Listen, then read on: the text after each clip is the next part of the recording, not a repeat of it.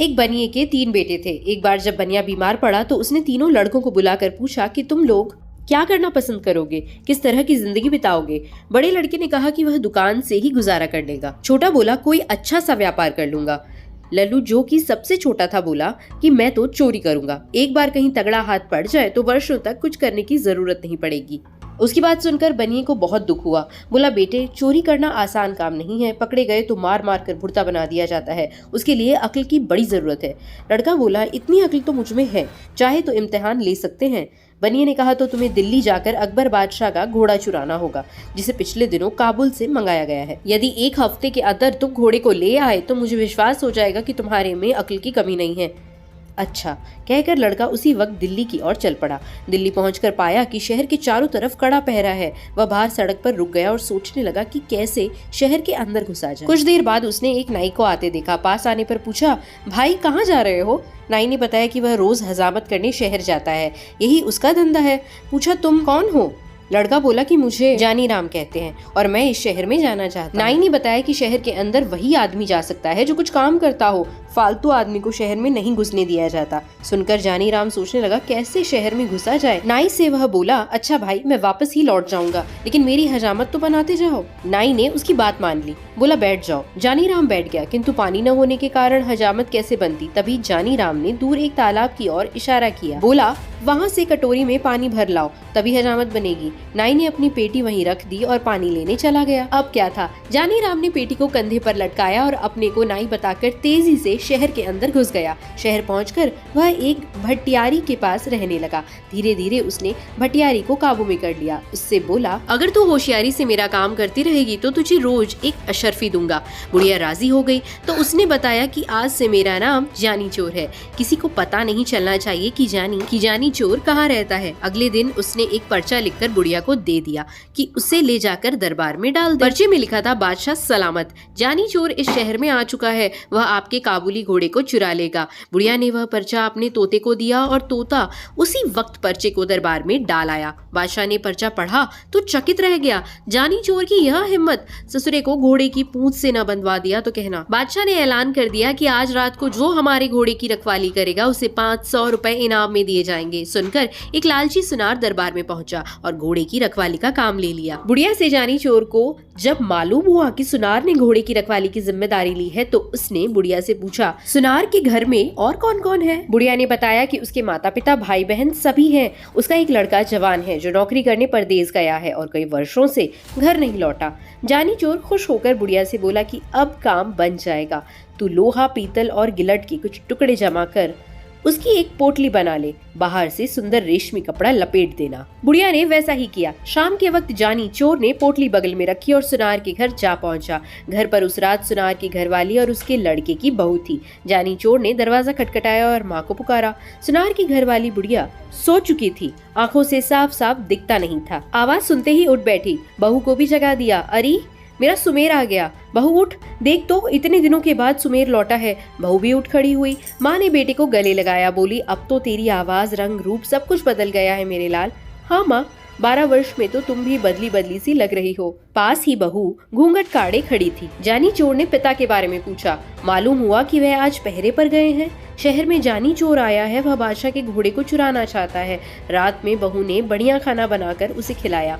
माँ अपने कमरे में सो गई, वह भी बहू के साथ कोटे पर जा पहुंचा। देर तक उन दोनों में बातचीत होती रही। अंत में बहू ने पूछा अपने माता पिता के लिए तुम बहुत सा रुपया कमा कर लाए होगे, मेरे लिए भी कुछ लाए हो। जानी चोर मुस्कुराया और पोटली को खनखनाता हुआ बोला यह देखो, इस बार तुम्हारे लिए बहुत कुछ लाया हूँ, उन चीजों से भी बढ़कर है जो कि तुम अपने मायके से लाई हो। जरा लाना तो उन चीजों को, इनके मुकाबले की है भी या नहीं। बहू बहुत प्रसन्न हुई, अपने सारे जेवर लाकर रख दिए। तभी उसे याद आया, बोली अपना 9 लाख का हार तो मैं लाई नहीं, वह दूसरे कोटे पर रखा है, ठहरो उसे भी लेकर आती हूँ। कहकर वह दूसरे कोटे पर जा पहुंची। जानी चोर ने सोचा कि भगवान ने उसे अच्छा मौका दिया है, इसे खोना नहीं चाहिए। उसने संदूकची उठाई और 4 दीवारी से कूदकर चंपत हो गया। सारा जेवर लाकर उसने भटियारी को सौंप दिया। अगले दिन घर लौटने पर जब सुनार को इस बात का पता चला तो उसकी बोलती बंद हो गई। कहाँ 500 के इनाम मिलने की खुशी थी और कहाँ हजारों की चपत पड़ गई। उसने सोचा कि यह जानी चोर का ही काम है। वह रोता तड़पता बादशाह के दरबार में पहुंचा और अपनी कहानी सुनाई। सुनकर बादशाह को आश्चर्य हुआ। सोचने लगा, चोर ही नहीं, वह साथ साथ उस्ताद भी है, किस तरह उससे अपने घोड़े की रक्षा की जाए। दूसरे दिन फिर दरबार में चिट्ठी आ गिरी। इसमें भी घोड़े को चुराने की बात लिखी थी। चिट्ठी पढ़कर बादशाह ने घोड़े पर कड़ी निगरानी रखने को कह दिया। इनाम की राशि 500 से बढ़ाकर 1000 कर दी। इस बार घोड़े की रखवाली के लिए कोई तैयार नहीं हुआ।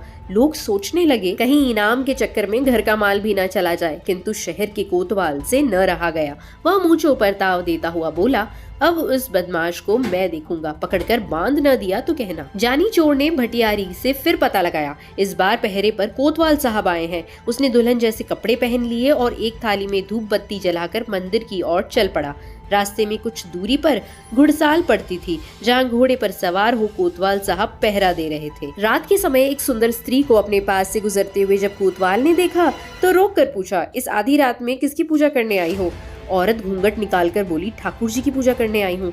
कोतवाल बोला, मैं भी तो ठाकुर हूँ। औरत हंसी के स्वर में बोली, हटो जी, क्या मजाक करते हो? कोतवाल बोला, मजाक नहीं, सच कहता हूँ। तुम ठाकुर की पूजा करने चली हो, जबकि ठाकुर स्वयं तुम्हारी पूजा करना चाहता है।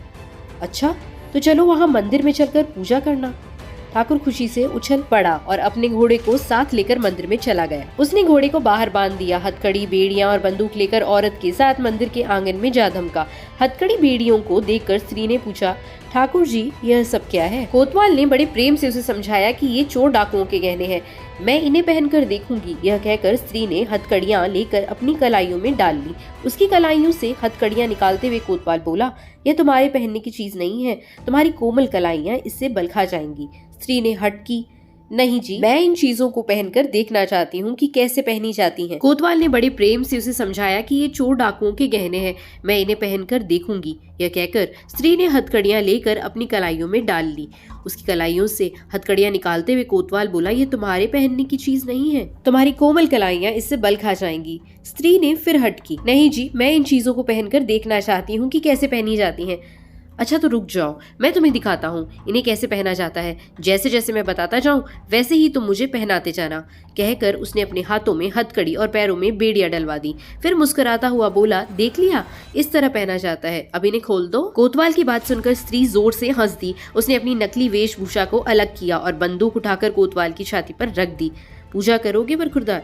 जानी चोर की पूजा करना क्या आसान समझा है? जानी चोर का रूप देखते ही कोतवाल के होश उड़ गए। गिड़गिड़ाता हुआ बोला, भाई इस बार माफ कर दो, आगे से कभी तुम्हारे आड़े ना आऊंगा। किंतु जानी चोर अब सुनने वाला नहीं था। उसने कोतवाल को एक रस्सी से बांध लिया, उसके मुंह में कपड़ा ठूसकर घोड़े पर बिठाया और बादशाह के महल के आगे फेंक कर चंपत हो गया। सवेरा होते ही शहर में हलचल मच गई। जानी चोर ने कोतवाल की यह दशा बनाई जो आज तक कभी न बनी थी। लोग जानी चोर के नाम से थर-थर कांपने लगे। दरबारियों को लगा कि अब उसके हाथों से घोड़े को बचाना मुश्किल है। दाव लगने पर वह घोड़े को अवश्य ही उड़ा लेगा। दरबार में फिर पर्चा आ गिरा जिसमें काबुली घोड़े को जल्दी ले भगाने की बात लिखी हुई थी। इस बार 5000 रुपए इनाम रखने पर भी कोई रखवाली के लिए तैयार न हुआ। बादशाह को बड़ी चिंता हुई कि किस तरह घोड़े की रक्षा की जाए और जानी चोर को जिंदा पकड़ा जाए। कोई उपाय न सूझा तो बादशाह ने स्वयं निश्चय किया कि वो अब अपने हाथों से चोर को पकड़ेंगे। सोचकर बादशाह उसी काबुली घोड़े पर बैठकर पहरा देने लगे। जानी चोर ने पता लगा लिया कि इस बार स्वयं बादशाह पहरे पर है। वह एक बुढ़िया का रूप बनाकर मंदिर वाली सड़क पर जा बैठा और चक्की आगे रख अनाज पीसने लगा।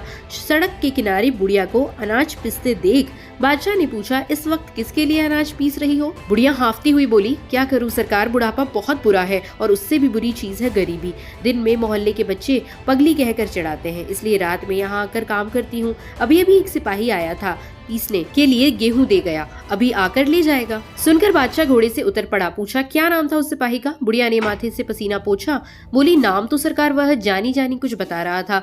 बादशाह को विश्वास हो गया कि वही जानी चोर है। उसने बुढ़िया से पूछा, वह कितनी देर में लौट कर आएगा? आता ही होगा सरकार। बादशाह ने सोचा चोर को पकड़ने का इससे अच्छा मौका नहीं मिलेगा। वह बुढ़िया से बोला, तू मेरे कपड़े पहन ले और मुझे अपने कपड़े दे ताकि मैं उसे पकड़ लूं। वह सिपाही नहीं, चोर है, मैं उसे पकड़कर बादशाह के पास ले जाऊंगा। बादशाह ने अपने कपड़े पहनाकर उसे मंदिर के आंगन में भेज दिया। साथ ही अपना काबुली घोड़ा भी उसके हवाले कर दिया। स्वयं उसने बुढ़िया के फटे पुराने कपड़े पहन लिए और सड़क के किनारे बैठकर चक्की घुमाने लगा। हाथ में घोड़ा आते ही जानी चोर फूला न समाया। वह तुरंत घोड़े पर चढ़ा और एड़ लगाते हुए बोला, बादशाह सलामत, तुम चक्की पीसते रहो। जानी चोर यह भागा। बादशाह ने आवाज सुनी तो कलेजा धक रह गया। हाथ से चक्की छूट गई।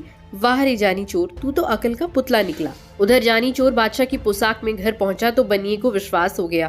बोला, शाबाश बेटा, अब तू जरूर चोरी कर सकता है, किंतु याद रख, गरीब को कभी परेशान न करना, ईमानदारी और मेहनत से कमाए गए धन पर डाका नहीं डालना और गरीबों की सहायता करने में पीछे नहीं रहना। अब जाकर बादशाह का घोड़ा वापस कराओ। सुनकर जानी चोर घोड़ा वापस करने निकल पड़ा।